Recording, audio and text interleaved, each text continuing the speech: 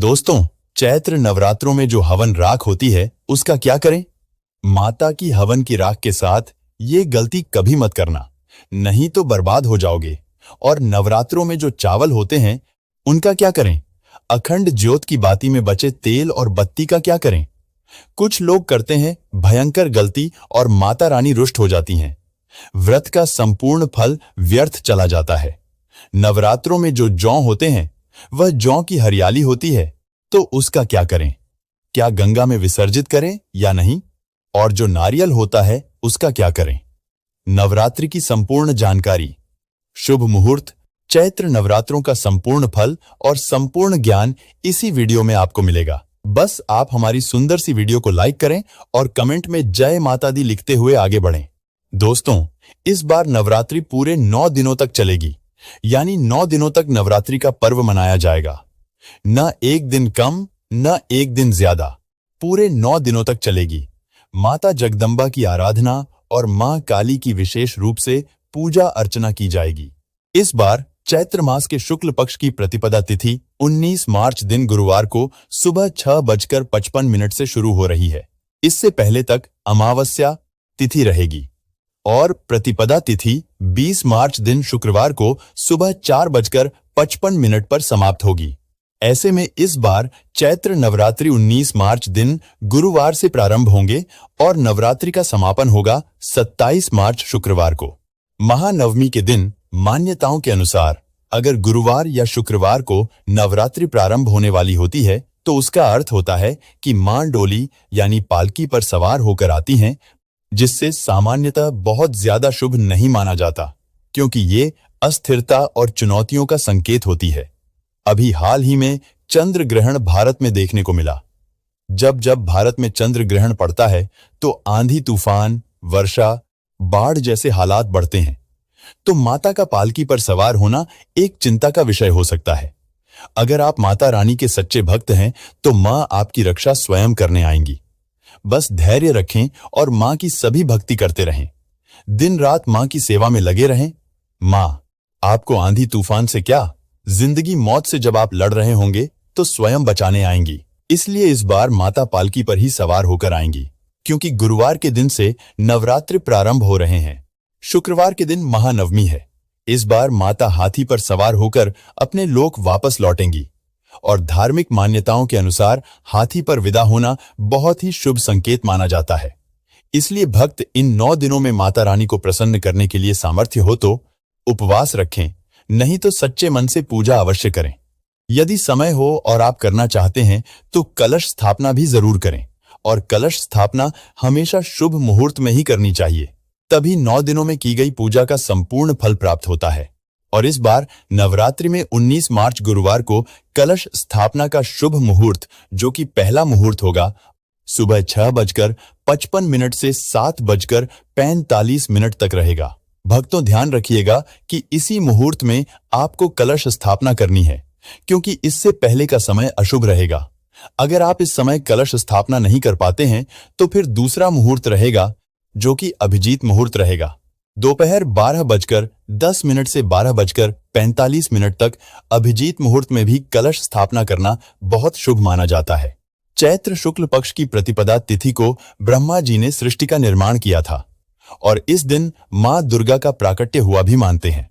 इसलिए चैत्र शुक्ल प्रतिपदा से ही हिंदू नव वर्ष का भी प्रारंभ होता है। तो आप सभी को हिंदू नव वर्ष की ओर चैत्र नवरात्रि की भी बहुत बहुत शुभकामनाएं हैं। नवरात्रि के 9 दिनों में मां भगवती के इन 9 रूपों की क्रमशः पूजा की जाती है, जिसमें मां शैलपुत्री, मां ब्रह्मचारिणी, मां चंद्रघंटा, मां कूष्मांडा, मां स्कंदमाता, मां कात्यायनी, मां कालरात्रि, मां महागौरी और मां सिद्धिदात्री की आराधना की जाती है। और इन 9 दिनों में मां को 9 अलग अलग विशेष प्रकार के भोग अर्पित किए जाते हैं। दोस्तों, 2026 कन्या पूजन का शुभ मुहूर्त चैत्र नवरात्रि में कन्या पूजन किस दिन करें, आइए ये भी जानते हैं। कन्या पूजन अष्टमी 20 मार्च, कन्या पूजन नवमी 25 मार्च। कन्या को भोजन खिलाने का समय, कन्या यदि सो रही हो, यदि वह पहला निवाला आपके घर का खाए तो समझो आपका व्रत संपूर्ण हो गया। कन्या पहले भोजन का पहला निवाला जिस घर का खाती है समझो अब आपके दिन बदलने वाले हैं। माता की कृपा बसेंगी। कन्या पूजन में कन्याओं को भोजन खिलाने का समय ब्रह्म मुहूर्त में सुबह 4:11 से सुबह 6:54 तक शुभ मुहूर्त है। इसके बाद कन्याओं को भोजन कराने का शुभ मुहूर्त सुबह 8:31 से और 10:50 कराने का समय कन्या पूजन कराने का समय मिनट तक रहेगा। यदि आप कन्या पूजन कर सकें तो मुहूर्त में कर सकें तो बहुत ही शुभ माना जाता है। दोस्तों, अब जानते हैं अग्यारी की राख का क्या करें। राख किस काम आती है? कुछ लोग करते हैं ये गलती और उन्हें गरीबी का सामना करना पड़ता है। देखिए, माता का पंचामृत से स्नान कराने के बाद रोली कुमकुम अर्पित करें। इसके बाद अग्यारी करें और अग्यारी पर लौंग, बताशे, हवन सामग्री आदि चीजें अर्पित की जाती हैं, जैसा आपके घर पर होता है। नवरात्रों में अग्यारी के बिना पूजा पाठ अधूरी ही होती है, वह पूजा पूरी नहीं मानी जाती। तो शाम को अग्यारी होने के बाद जो उसमें राख बच जाती है तो उसे आप किसी थाली में रख लें, या जब तक नवरात्र चल रहे हैं तब तक उस राख को संभाल कर रखते रहें। अब नवरात्रि समाप्त होने के बाद या बीच में भी उस राख को बच्चों के माथे पर तिलक लगाते रहें। इससे उन्हें नजर दोष कभी नहीं लगेगा। जो घर का मुखिया है वह उस राख का तिलक लगाकर यदि बाहर जाता है तो कामयाबी उसके पीछे पीछे आती है। यह राख कोई मामूली नहीं होती, इसमें माता का आशीर्वाद होता है। समस्त देवी देवताओं की कृपा इसमें होती है। अत्यंत दुर्लभ और जागृत अवस्था में यह राख होती है। अग्यारी की राख बहुत ही महत्वपूर्ण, शुभ और मंगलकारी होती है। गंगा जल की तरह पवित्र मानी जाती है, जागृत होती है और जागृत चीज ही हमें कामयाब बनाती है। अति बलवान, शीघ्र बुद्धि हमें बलवान बनाती है। यदि किसी को भूत लग गया हो या भूत आता हो, आपको घर में लगे कि घर में कोई नकारात्मक ऊर्जा है या भूत प्रेत का वास है, तो घर के मुख्य द्वार पर काले कपड़े में अग्यारी की राख बांधकर लटकाने से दूर दूर तक भूत प्रेत घर में प्रवेश नहीं करता। इसे सुरक्षा कवच कहा जाता है। आपका घर, मकान, दुकान का गल्ला सुरक्षित हो जाता है। आप दुकान के गल्ले में भी यह राख काले कपड़े में बांधकर रख सकते हैं। यह सिद्ध राख होती है। 9 दिन तक यह अग्यारी की राख सिद्ध हो जाती है और सिद्ध वस्तु ही विजय प्राप्त करती है। शरीर में, घर में, दुकान में या व्यापार में सकारात्मकता का संचार करती है। आप चाहे तो चांदी के ताबीज में या तांबे के ताबीज में या पीतल के ताबीज में या काले कपड़े का ताबीज बना लें। इसमें थोड़ी सी राख डालकर बच्चों को पहनाएं या बड़ों को पहनाएं। इसे पहनने के बाद उनके अंदर जितनी भी नकारात्मकता होगी दूर भाग जाएगी। जो भी यह पहनेगा उसके आसपास कोई गलत शक्ति भी नहीं भटकेगी। कई लोग नादान होते हैं जो अग्यारी की राख को, हवन सामग्री की राख को कचरे में डाल देते हैं तो उन्हें श्राप लगता है, जैसा हमने वीडियो में बताया है। इस तरह प्रयोग करें। अगर आप प्रयोग नहीं करना चाहते तो गंगा मैया में विसर्जित कर देना चाहिए। बहुत ही शुभ और मंगलकारी माना जाता है। गंगा जल में विसर्जित कर दें, क्योंकि हवन सामग्री की राख को जो व्यक्ति इस्तेमाल नहीं करता तो कोई बात नहीं, आप उसे गंगा जल में भी विसर्जित कर सकते हैं। यदि आपको लगे आपका घर मकान गलत दिशा में बना है या घर में नकारात्मक गतिविधि हो रही है या गलत परिणाम मिल रहे हैं, तो घर के चारों दिशाओं में चुटकी भर अग्यारी की राख या हवन सामग्री की राख घर के चारों कोनों में डाल दें। जगत के समस्त देवता रक्षा करेंगे और घर में कभी भूत प्रेत बाधा प्रवेश नहीं कर पाएगी। लेकिन याद रहे, मन में लालच मत रखना, नहीं तो यह उपाय व्यर्थ चला जाएगा। देखिए, आप में से अधिकतर लोग नवरात्रि में बहुत सारी गलती कर बैठते हैं। ऐसी गलती कि 9 दिन तक आप माता महारानी की खूब पूजा करते हैं। माता महारानी की पूजा करने के बाद जो चावल होते हैं या जो श्रृंगार का सामान होता है, या अगर जली हुई बत्तियां होती हैं जो कहीं न कहीं जली हुई भस्म ही होती है, जो श्रृंगार का सामान होता है, जो दिव्य सिक्का होता है, यह सब कुछ हमें नदी में जाकर विसर्जित कर देते हैं। अगर ऐसा नहीं तो यही सबसे बड़ी मूर्खता है। सारी जानकारी इस वीडियो में मैं आप लोगों को विस्तार से बताऊंगा। इनका क्या करना चाहिए, कैसे करना चाहिए, क्योंकि आज मुझे दिव्य प्रेरणा मिली। मुझे गुरुओं के द्वारा प्रेरणा मिली कि आप यह सब जानकारी समाज में बताइए, क्योंकि अधिकतर लोग नवरात्रि में 9 दिनों तक खूब पूजा करते हैं। पूजा करने के बाद भी उन्हें फल नहीं मिलता। क्यों फल नहीं मिलता? यही सबसे बड़ी गलती करते हैं। माता रानी स्वयं उन्हें प्रसाद देकर जाती हैं, उनको फल प्रदान करके जाती हैं। लेकिन व्यक्ति उस फल का सदुपयोग नहीं कर पाते।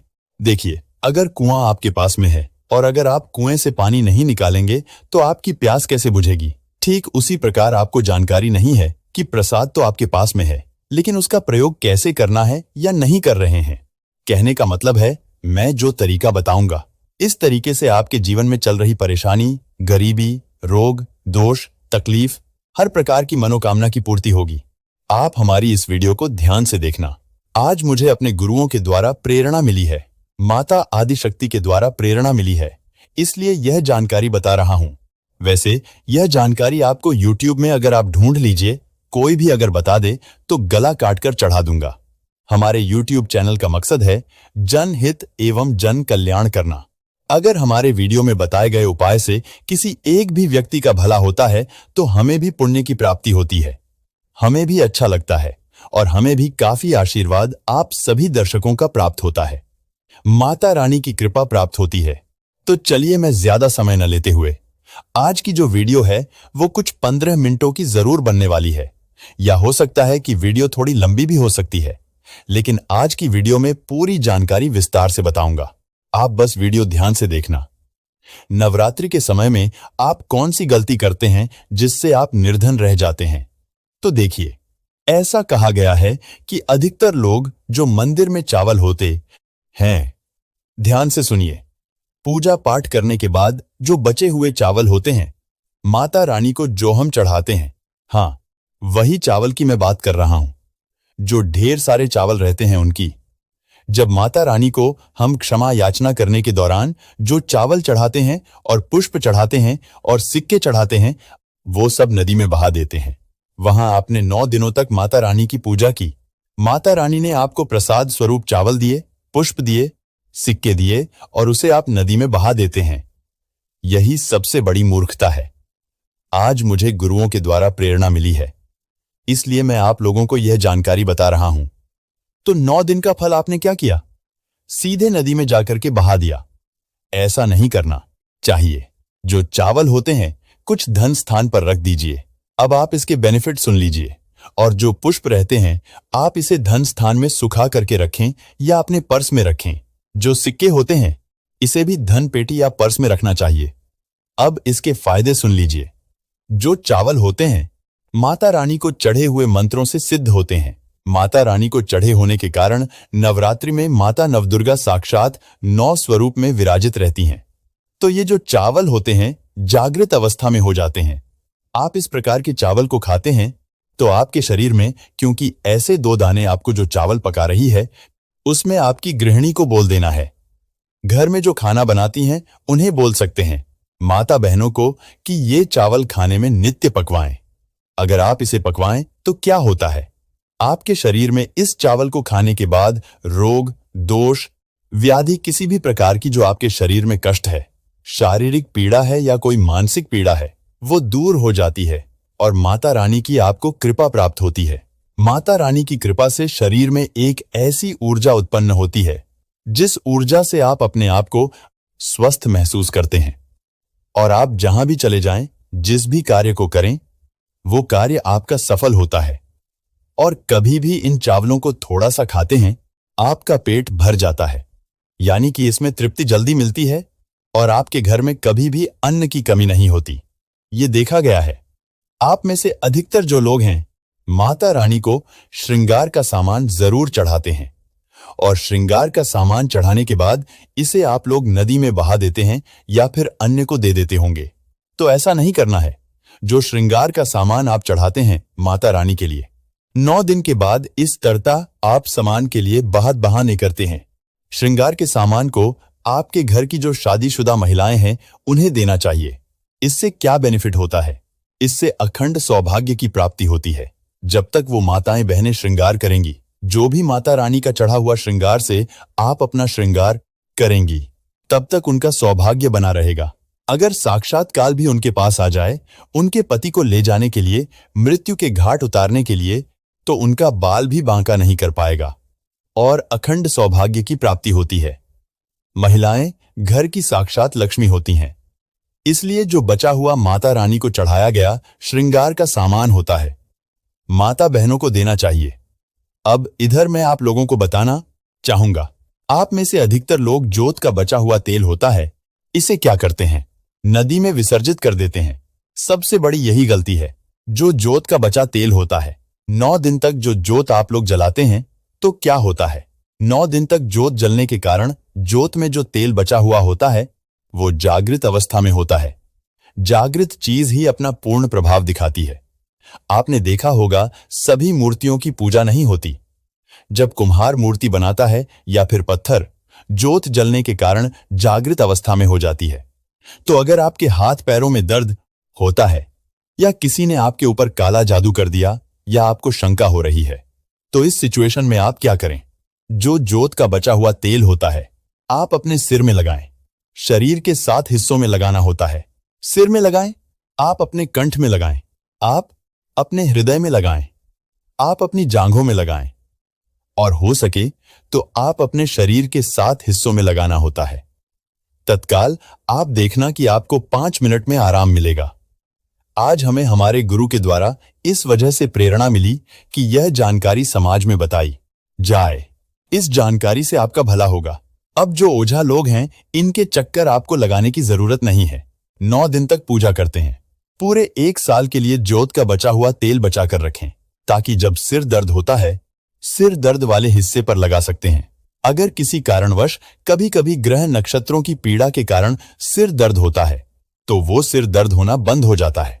यानी कि जितनी भी पारलौकिक शक्तियों के कारण आपके जीवन में परेशानी आती है, सिर दर्द हो रहा है, शनि है, राहु है, केतु है, या किसी दुष्ट शक्तियों के द्वारा आपको सताया जा रहा है, तो यह तेल 7 हिस्सों में बस लगाना होता है।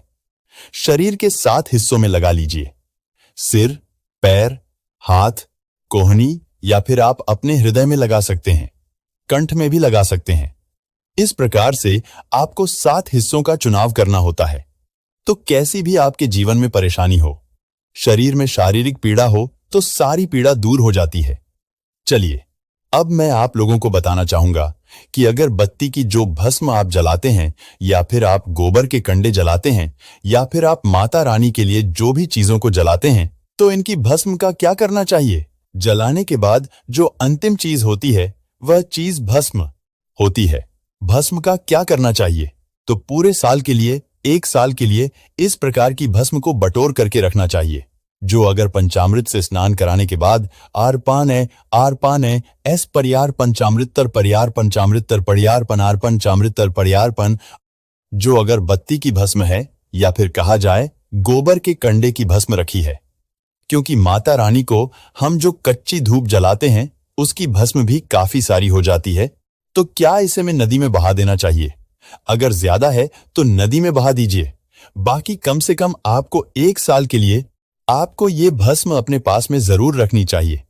अब मैं आपको भस्म के बेनिफिट बता रहा हूं और इसके फायदे बता रहा हूं।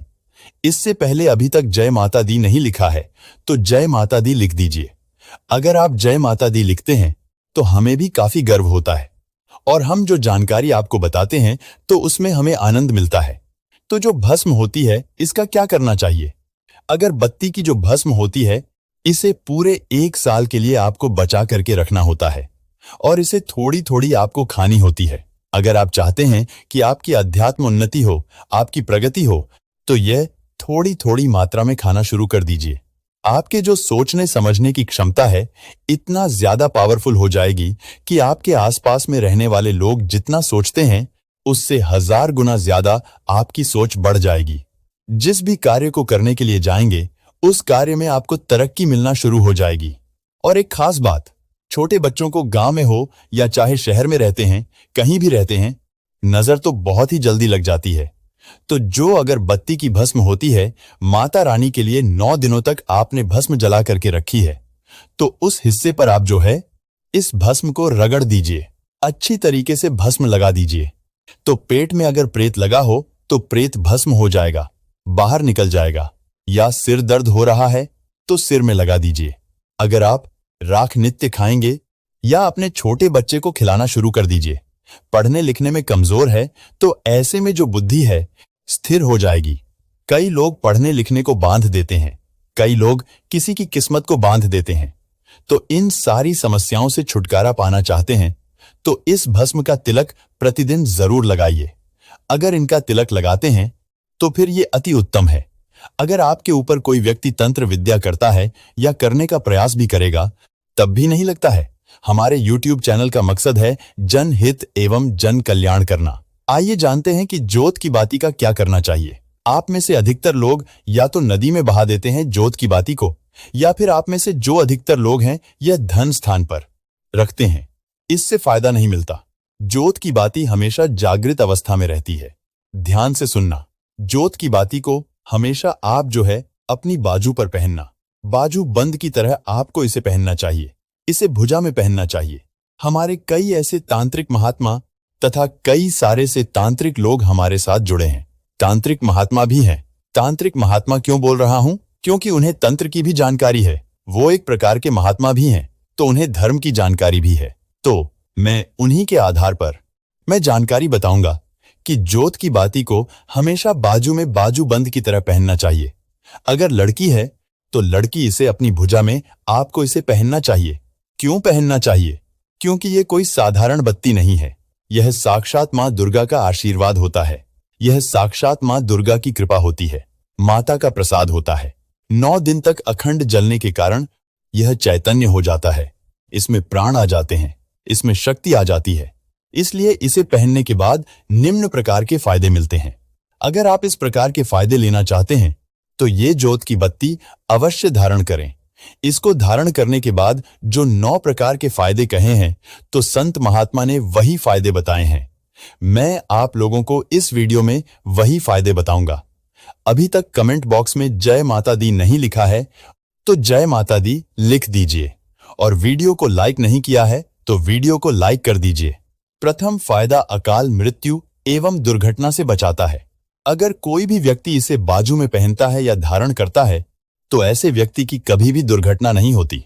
ऐसे में व्यक्ति की कभी भी अकाल मृत्यु नहीं होती, क्योंकि ऐसे व्यक्ति के साथ में साक्षात मां दुर्गा की शक्तियां चलती हैं। यह जो आप धागा धारण कर रहे हैं ना, यह आप जो बाजू में बाती पहन रहे हैं, यह कोई साधारण बत्ती नहीं है। यह साक्षात नव दुर्गा का आशीर्वाद होता है, एक प्रकार का सुरक्षा कवच होता है। तो इसे पहनने के बाद कभी भी अकाल मृत्यु नहीं होती एवं दुर्घटना से यह हमेशा बचाव करने का काम करता है। इसका दूसरा फायदा नजर दोष एवं तंत्र बाधा से बचाता है। आप में से अधिकतर लोग हमें बोलते हैं कि नजर दोष से परेशान रहते हैं, क्या करें? तो अगर आप नजर दोष से बचना चाहते हैं, आप चाहते हैं कि आपकी अध्यात्म उन्नति में किसी की नजर दोष न लगे, आपकी उन्नति हो, प्रगति हो, तो बिल्कुल ही इसे धारण करिए। नजर दोष एवं तंत्र बाधा से बचाता है। कितना बड़ा तांत्रिक व्यक्ति क्यों न हो, आपके ऊपर तंत्र क्रिया कर दे तो वह तंत्र क्रिया नहीं लगेगी, सदा आप बचे रहेंगे। इसका तीसरा फायदा भूत प्रेत एवं नीच शक्ति से बचाता है। आप कहीं भी मरघट में जाकर के सो जाएं, इसको पहनने के बाद भूत प्रेत आपका बाल भी बांका नहीं कर पाएगा। तो भूत प्रेत एवं नीच शक्ति से इसको पहनने के बाद हमें बचाव होता है। इसका चौथा फायदा मां लक्ष्मी की पूर्ण कृपा प्राप्त होती है। जो लोग चाहते हैं कि माता लक्ष्मी सिद्ध हो जाए तो उनके जीवन में धन की कमी न हो, तो ऐसे व्यक्ति इसे अवश्य धारण करें। लक्ष्मी माता की पूर्ण कृपा प्राप्त होती है एवं नव दुर्गा का आशीर्वाद भी मिलता है। इसका 5वां फायदा, अभी तक वीडियो को लाइक नहीं किया है तो लाइक जरूर कर देना।